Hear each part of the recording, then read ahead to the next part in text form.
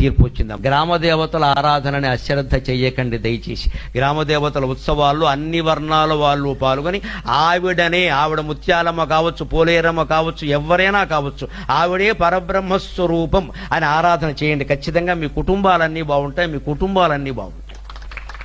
గ్రామదేవత ఆరాధనని అశ్రద్ధ. ఎందుకంటే అసలు దేవతలకి బ్రహ్మకి, విష్ణువుకి, శివుడికి నువ్వు నేనేమి మేనత్త కొడుకు కాదు ఇక్కడ. కానీ గ్రామదేవతకి గ్రామం అంతా పిల్లలు, సొంత పిల్లల కింద లెక్క.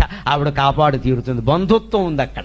ఆ గ్రామానికి ఆవిడ దేవత, మళ్ళీ పక్క గ్రామానికి కాదు. మనకి పోలేరమ్మ అంటే పక్కింటికి సత్యమ్మ కావచ్చు, వాళ్ళు ఆవిడని కొలుచుకుంటారు.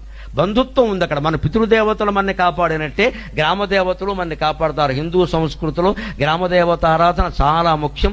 ఏటా ఉత్సవాలు ఏం మానకూడదు. అప్పుడు హింస మాత్రం పనికిరాదు. జంతు హింస చేయకూడదు. అందరూ అమ్మవారికి సంతానమే.